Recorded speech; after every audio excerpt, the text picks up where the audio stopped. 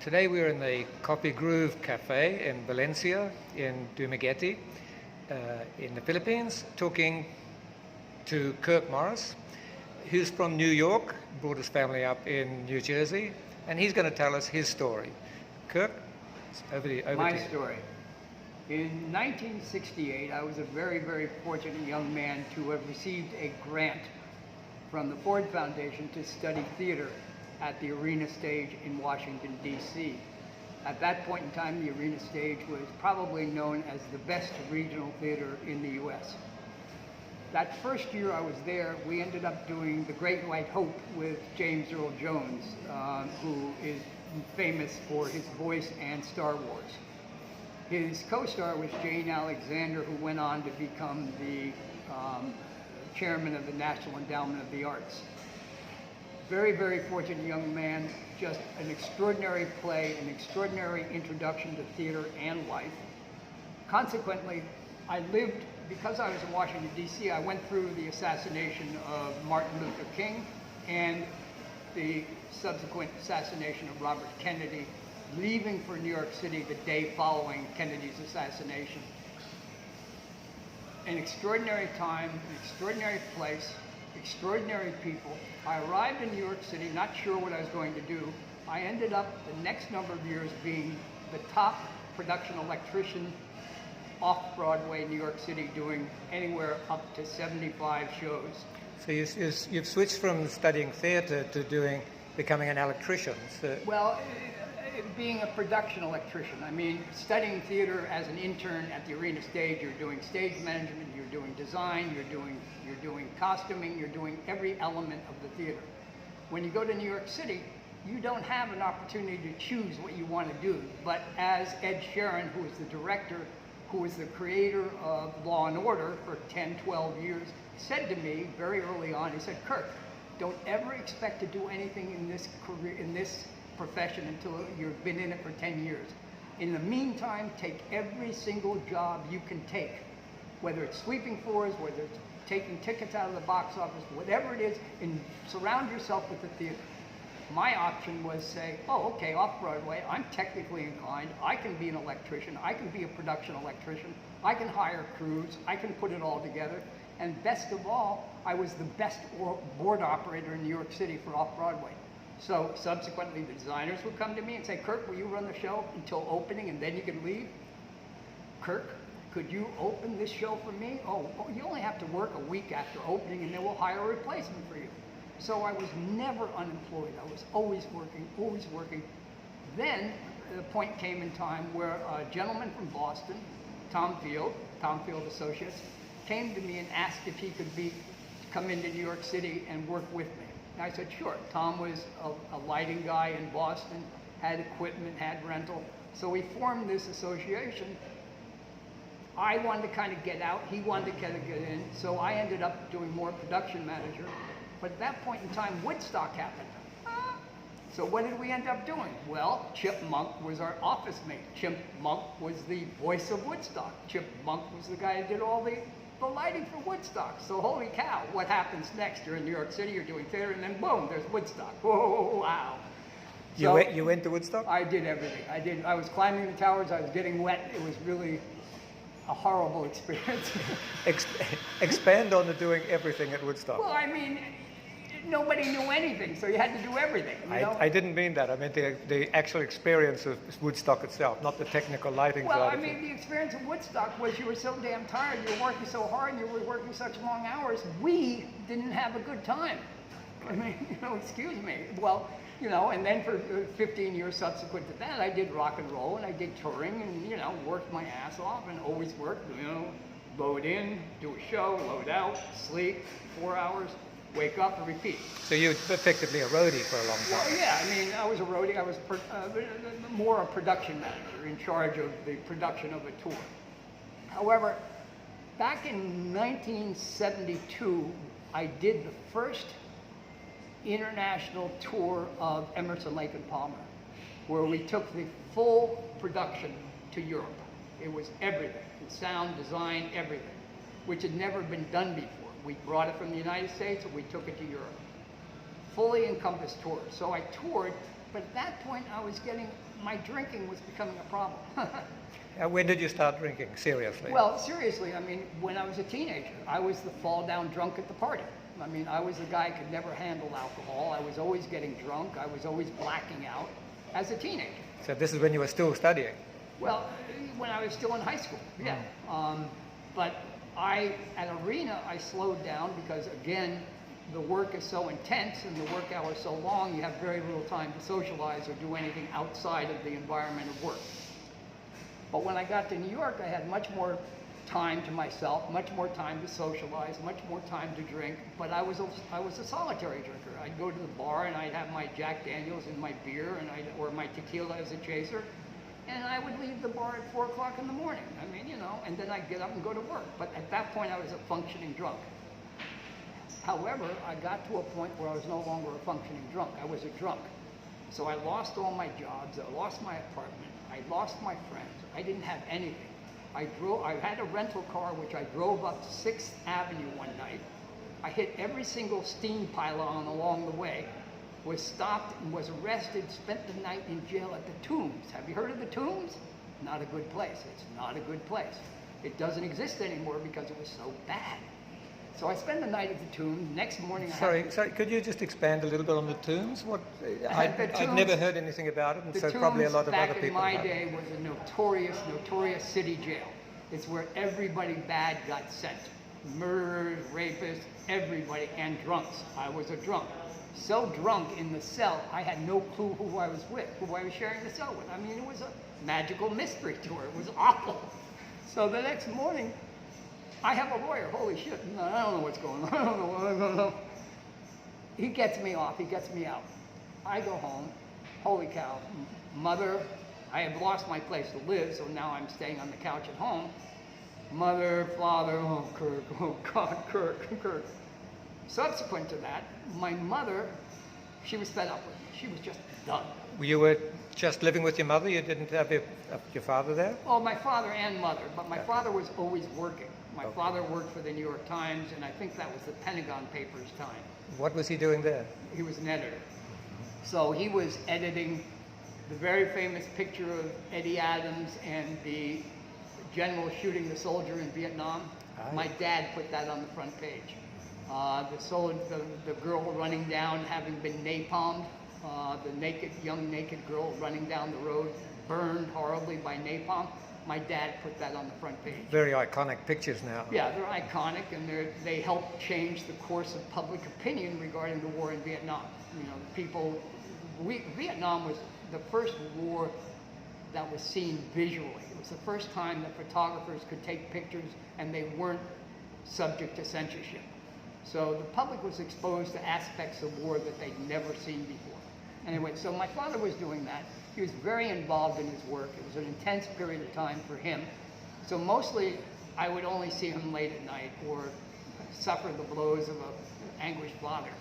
You mentioned before that you were around when Martin Luther King was shot and John F. Kennedy was shot. I mean, they were both very traumatic times in America.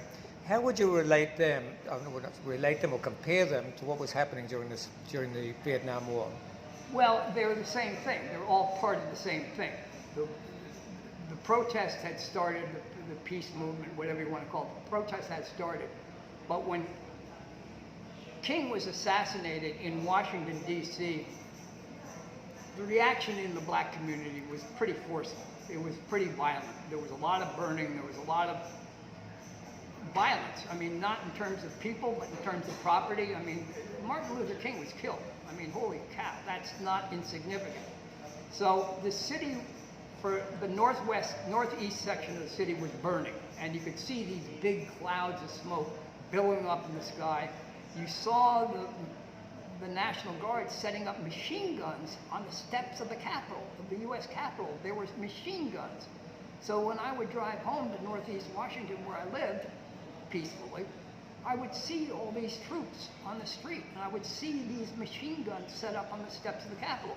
We, at the arena stage, the interns, fellow interns, were scared. We didn't know what was happening, so we boarded ourselves up in the theater. We formed a little group, and we boarded ourselves up in the theater, We locked the doors, and we sought the safety of the theater to live in, about 12 or 15 of us. But, you know, being young people and adventurous, we would play murder at night in a dark theater.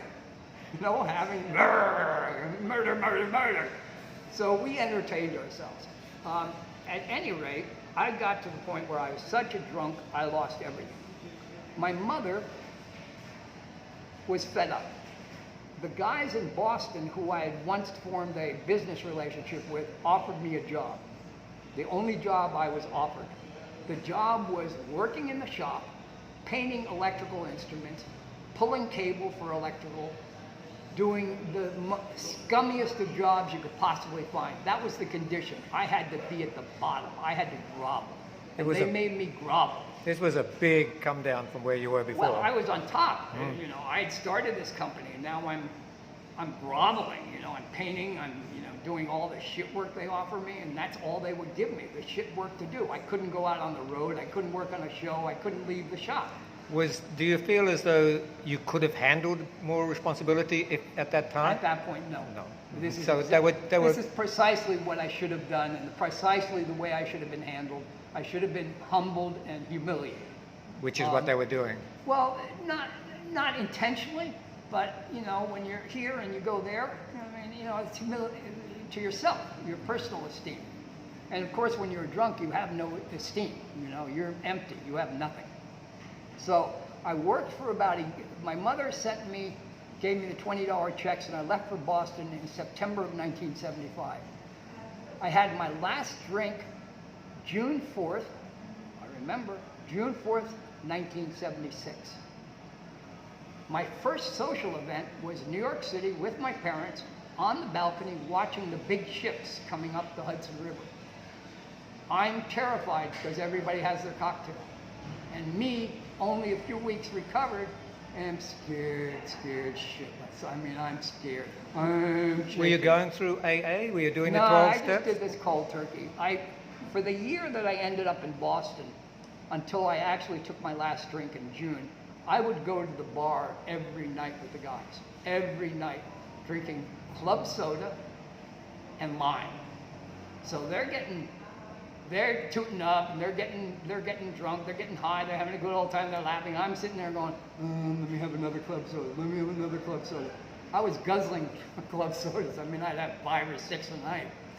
I remember a similar sort of incident when I got divorced quite a number of years ago. And like many people do, I went along to this group of meetings with Parents Without Partners. And after I'd been along for a couple of times, there was a group meeting, and there was a psychologist there talking to people. And he was trying to get them to express their feelings and what they thought about the meetings. And he came to me and he said, "What do you think about it?" And I said, "I think it's all a crock of shit." And everybody looked at me, and he said, "Why?" And I said, "Well, and what you're actually doing is surrounding yourself with people who have the same problem with you and talking about the problems. If you really want to solve it, you've got to get away from people with the problems and start talking about real life, not immersing yourself in the problems." And this seems to be the sort of thing that you did. No. I'm not so emphatic. I'm very much of an individual. I do things on my own. I've always done things on my own. I make my own choices. I fail, I succeed. You know, I'm just not a follower. I don't follow things. And everybody here in the Philippines knows I'm not a follower. I'm pretty grumpy. But point of fact is, it works for some people, so I'm not going to knock it. It does work for people. It's worked for decades. So I don't want to. Some people need religion to do things. Some people need to have faith to do things. I respect that. I won't knock it. But in my case, my solution was being social, participating in the social life after work every day, you know, watching people drink, and it shielded me in a way. It built strength because I was disciplined enough to say, no, you don't need this anymore. So one night, I'm sitting alone in the bar with a guy who I had once mentored. I had mentored him in the business of electric rock and roll and production. And he looked at me and he said, now my parents, everybody had tried. The people I'd worked with, everybody, "Kirk, you gotta stop drinking, you gotta stop drinking." Patrick said to me, "Kirk, I used to respect you more than anybody I knew. I don't have an ounce of respect for you. Boom! I didn't have a drink the next day, or I haven't had a drink in 45 years. Boom. As simple as that, as impactful as a simple statement is, I'm thankful. So they say that when you're in a hole, stop digging. And that was the catalyst that made you realize the hole that you were in. The final catalyst. I mean, I knew I was in a hole when I was working for that year. I knew I was in a hole because I was doing what I was doing, and I couldn't go anywhere else. So June 4, I stopped drinking. I came to New York City July 4th to celebrate the big ships coming up the Hudson River. That following fall was the first time that I was given an opportunity to prove myself. I was offered the opportunity to work with Jules Fisher, a very famous theatrical designer who was doing the lighting for Streisand's Star is Born. So I went to Arizona with Jules Fisher. He and I worked together to do all the concert sequences, all the lighting for Star is Born. Why was I asked to go? Because Jules remembered me as being the best board operator, the best lighting operator in the business. Was he aware of your situation? Absolutely, because he wouldn't hire me. Mm-hmm. You know, he was one of the persons who refused to hire me because he couldn't trust me. So Jules, in a sense, is the guy who took the risk of bringing me back. It was such an experience doing it because we were doing shit that was never done before. It was crazy. You know, we got Streisand. You know, they don't get too much bigger than her. Well, it doesn't matter big. I mean, you're talking perfectionists. You're talking people who don't want mistakes. You're talking people who strive for the best every friggin' moment. And Jules Fisher is the same way. They strive for the best and that was my lesson growing up. Always go for the best. Don't settle for less. So I'm there running these boards. I got this board 6 feet long. It's got all the dimmers on it and stuff. I'm running these cues going, using my nose pushing up dimmers. I was so impressive running the cues that the film crew sent a second camera to film me. So here I am, Streisand's on stage, she's in the background singing Evergreen, and here I am pushing my nose up a dimmer. So that was my resurrection. And that was the first time that I was able to come back and again, given the opportunity, but I was still scared. I was in Arizona on my own without any support among people who worked really hard and people who partied real hard. So I was scared.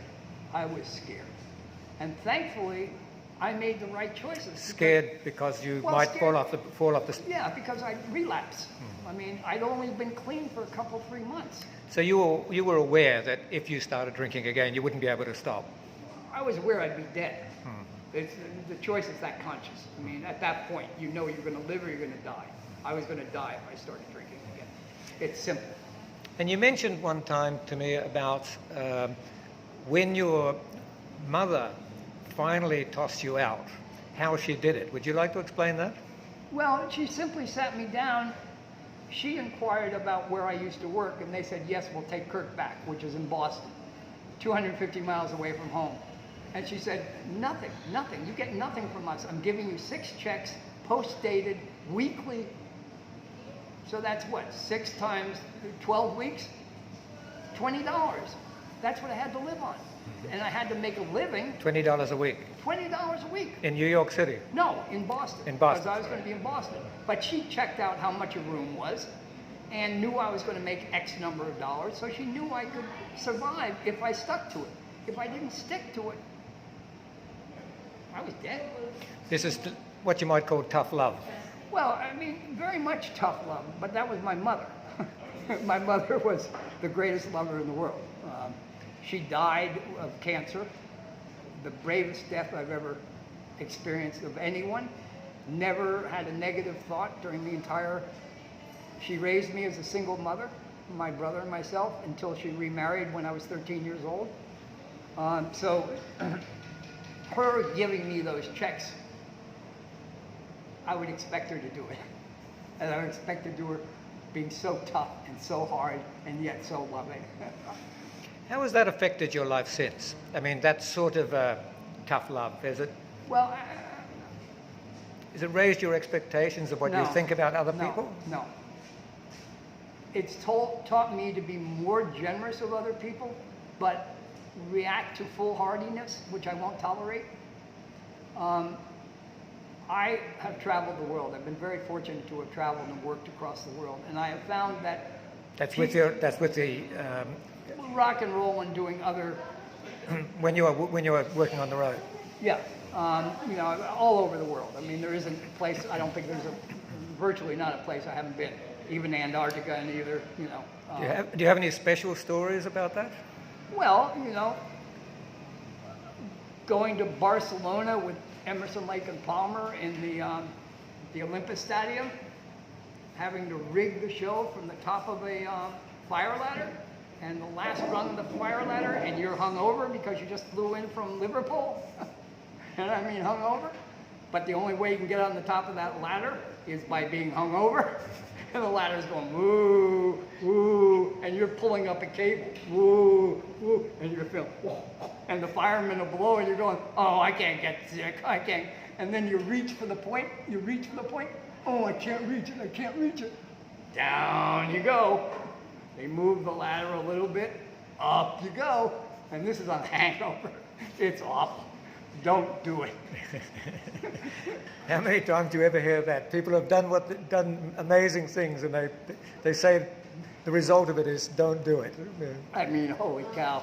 And then the next day I came in and I was sober. I mean, I was straight. Man, I was so scared going up that ladder.